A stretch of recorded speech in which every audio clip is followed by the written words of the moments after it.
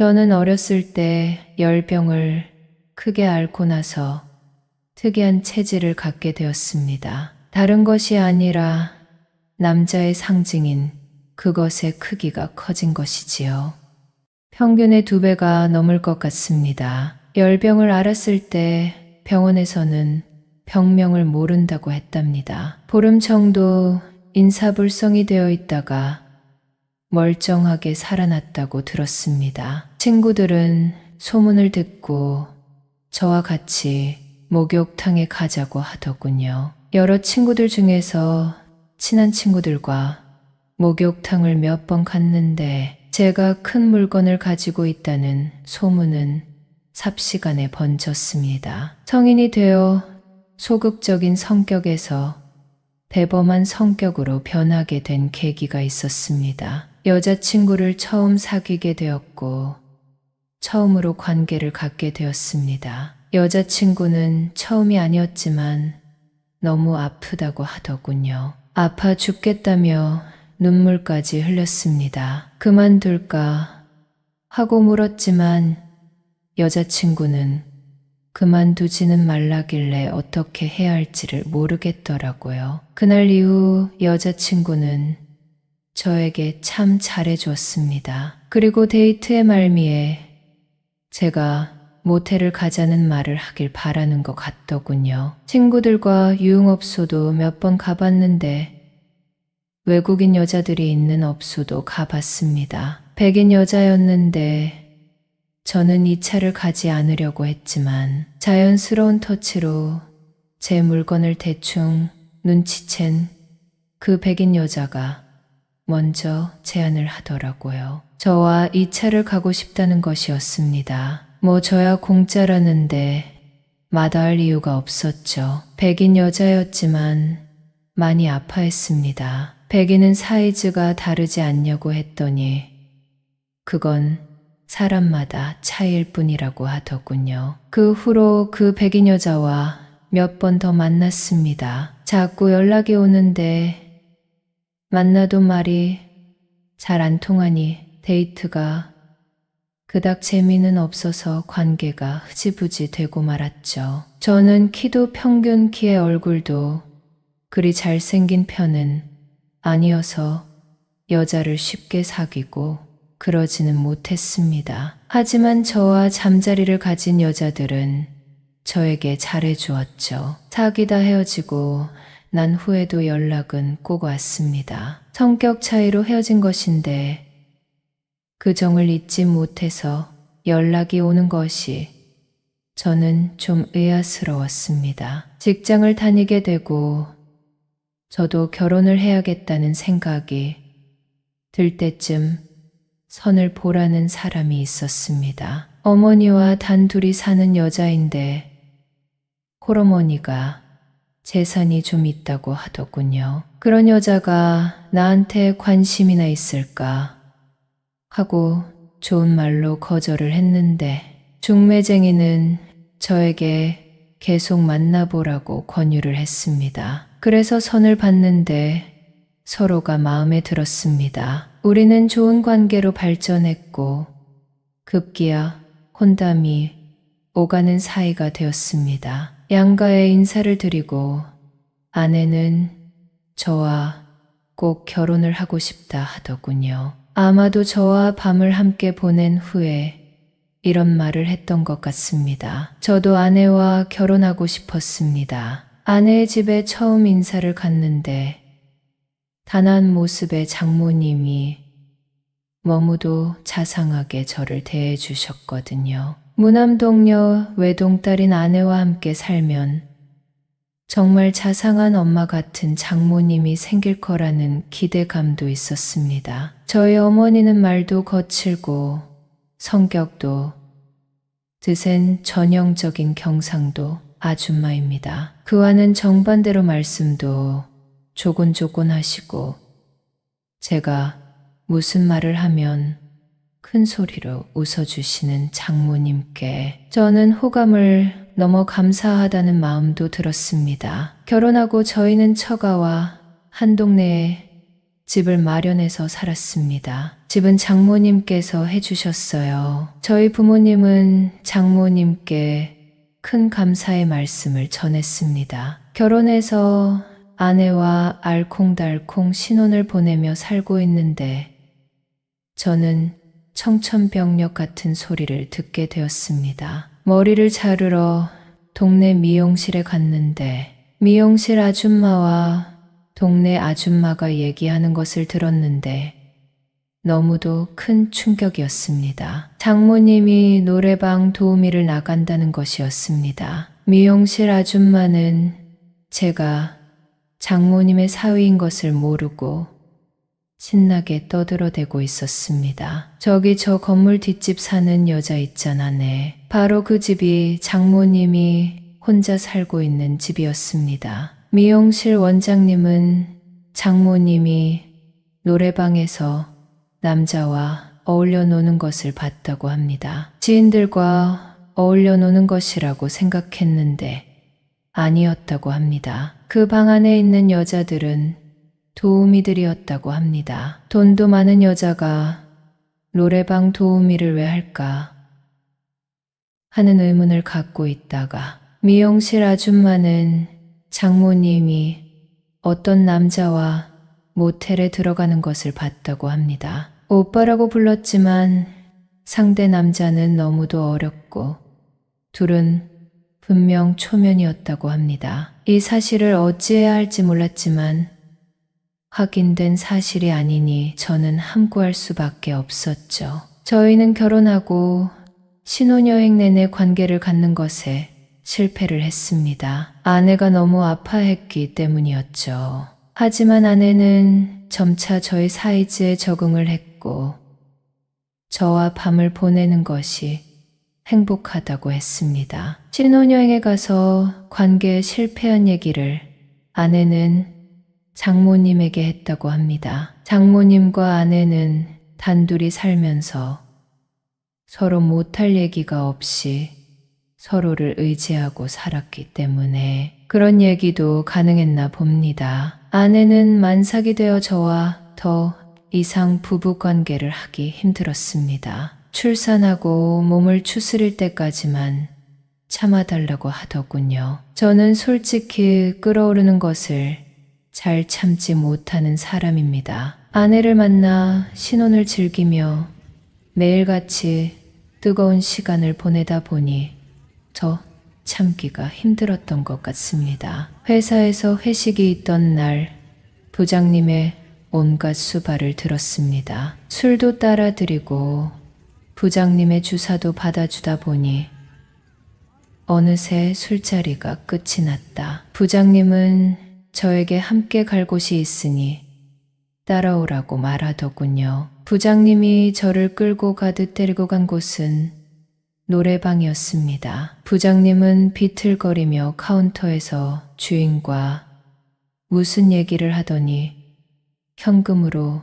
돈을 내더군요. 저는 부장님을 부축해 방으로 들어갔습니다. 잠시 후에 도우미 둘이 왔는데 저는 너무도 놀랐습니다. 그 중 하나가 장모님이었던 것이죠. 얼어붙어 있는 장모님을 보며 저는 얼른 부장님 괜찮으시죠?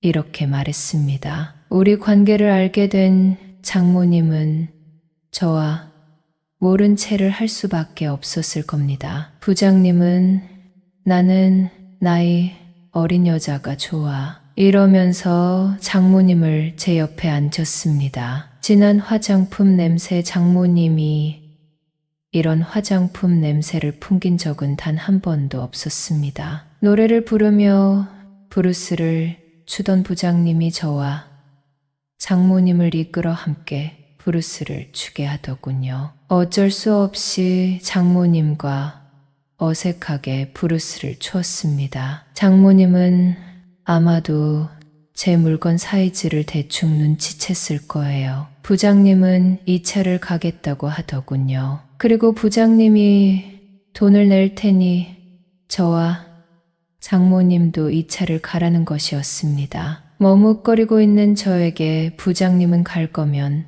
다 같이 가는 거야. 안 그래? 부장이 쏜다는데 안 가. 이렇게 말했고 부장님이 가라면 가야죠. 장모님이 이렇게 말을 가로채고 대답을 했습니다. 우리 넷은 노래방에서 나와 모텔로 갔습니다. 부장님은 방으로 들어가면서 저에게 즐거운 시간 보내라고 하더군요. 그때서야 저는 어머니, 이게 어떻게 된 일이에요? 하고 물었습니다. 장모님은 들어가서 얘기하세. 이렇게 말하고 얼른 제 손목을 끌어 방으로 들어갔습니다. 장모님은 기가 막힌 얘기를 하시더군요. 남편과 사별하고 너무도 외로운데 외간 남자를 만나기가 두려웠다고 합니다. 남자를 만나보면 장모님이 가진 재산을 노리는 남자밖에 없었다고 합니다. 처음 시작은 그게 아니었더라도 장모님이 가진 재산을 보고 나면 욕심을 내더라는 것이었습니다. 그래서 남자를 만나기가 점점 두려워졌는데 외로움은 어쩔 수 없어 노래방 도우미를 자처했다더군요. 사장에게 말해서 돈을 조금 받아도 좋으니 젊은 남자들을 상대하고 싶다고 했답니다. 젊은 남자들 중에서는 의외로 엄마뻘이어도 좋으니 나이 많은 여자를 불러달라 하는 경우가 많았다고 합니다. 박서방, 나도 여자야. 남자가 그리운 여자라고. 나를 이해해 줄 수 있겠나? 장모님의 서글픈 표정에 저는 말없이 고개를 끄덕였습니다. 저는 장모님에게 부장님이 끌고 오는 바람에 어쩔 수 없이 노래방에 온 것일 뿐이라고 설명을 했습니다. 장모님은 남자가 사회생활을 하다 보면 어쩔 수 없는 경우가 있다고 다 이해한다고 하시며 제가 마음을 놓을 수 있도록 해주셨어요. 대충 얘기를 마무리하고 장모님께 제가 모셔다 드릴게요. 일어나시죠. 했더니 장모님은 뭔가 갈망하는 눈빛으로 저를 쳐다보고 있더군요. 한참 서로의 시선을 마주하고 있다가 우리는 침대로 서서히 쓰러졌습니다. 뜨거운 시간을 보내며 장모님도 물론 저를 많이 버거워하셨죠. 일을 치르고 솔직하게 장모님께 고백을 했습니다. 아내가 지금 만삭이라 풀 곳이 없어 힘들었는데 장모님에게 풀게 될 줄은 몰랐다고요. 장모님은 계속 놀란 표정이었습니다. 아까 노래방에서 브루스를 출 때 자네 물건이 실하다는 건 눈치챘지만 이 정도일 줄은 몰랐네. 많이 아팠냐고 물었더니 아프면서 좋았다고 하시더군요. 반 정도만 들어갔던 것은 아시냐 했더니 장모님은 눈을 동그랗게 뜨며 그랬나? 떨리는 목소리로 이렇게 말씀하셨습니다. 장모님은 딸이 사위를 외롭게 하는 것에 대해서 본인도 미안한 마음이 든다고 하셨습니다. 그러니 앞으로 본인에게 풀어도 좋다고 하더군요. 저는 속으로 생각했습니다. 나를 위하는 척하는 장모님 사실은 본인이 호강하고 싶은 거지. 저는 모른 체를 하며 이렇게 말했습니다. 정말요? 그래도 될까요? 안 힘드시겠어요? 장모님은 힘들어도 어쩌겠나? 자네가 참을 수 있는 사람이 아닌 걸 사위가 바람나는 것보다는 낫지. 다 내 딸과 자네를 위한 거야. 2번 더 일을 치르고 우리는 모텔에서 나왔고 저는 장모님을 집에 모셔다 드렸습니다. 그 후로 장모님은 저에게 하루에 몇 번씩 문자를 보내더군요. 점심 먹었나? 몸 상하지 않게 쉬엄쉬엄 일하게. 결혼 후에 제가 가끔 장모님에게 안부 전화를 했을 뿐 장모님은 저에게 먼저 연락하는 법이 없었거든요. 그런데 이렇게 문자가 자주 온 것은 장모님이 뭔가 원하는 것이 있다는 뜻이었겠죠. 며칠 후에 아내는 장모님 집으로 들어가 있겠다고 하더군요. 저도 함께 들어가서 지내자고 했지만 저는 거절했습니다. 술자리가 많아서 술 먹고 늦게 들어가면 장모님께 민폐가 된다고 했지만 그건 핑계였죠. 퇴근길에 들러서 아내를 보고 집으로 돌아오며 지냈습니다. 장모님은 반찬을 가져다 준다는 핑계로 저희 집에 거의 매일 오시더군요. 반찬은 제가 집에 들렀을 때 주셔도 되는 건데 말이죠. 장모님은 반찬을 가져다 준다고 저희 집에 올 때 화장도 하고 한껏 멋도 부리고 오셨습니다. 저는 계속 모른 척을 했고 결국 장모님은 자네 그날 이후로 하지 못했을 텐데 괜찮나? 이렇게 물으셨습니다. 힘들지만 어쩔 수 있나요? 바람을 피울 수도 없고 제 말을 듣고 장모님을 얼굴이 붉어진 채로 나한테 말하지 그랬어. 안 되겠네. 이러다 자네 바람 나겠어. 이렇게 말하더니 제 손목을 잡아 끌며 침대로 저를 데리고 갔습니다. 그날 이후로 장모님은 거의 매일 저희 집에 찾아오셨어요. 어머니, 안 힘드세요? 저를 감당하기 힘드실 텐데 이렇게 말하면 아닐세. 사위 바람나게 둘 수 없지. 이렇게 대꾸를 하셨습니다. 아내가 출산을 하고 산후조리원에 있는 동안 저는 장모님 집에서 지냈습니다. 우리는 부부처럼 지냈죠. 매일같이 보양식을 해주는 장모님 낮에는 조리원에 가서 아내와 있다가 제가 퇴근하고 나면 보양식을 차려놓고 저를 기다리는 장모님이었습니다. 아내가 출산을 하고 몸을 추스린 후에도 장모님은 은근히 뜻을 내비추더군요. 자네 요즘에는 지연이가 잘 받아주나? 예. 이런 질문을 받을 때마다 저는 일부러 짧게 대답했죠. 장모님은 남자는 한 여자한테 만족을 못한다던데 이런 말을 하며 말끝을 흐셨습니다. 결국 장모님은 저에게 외롭다며 매달렸고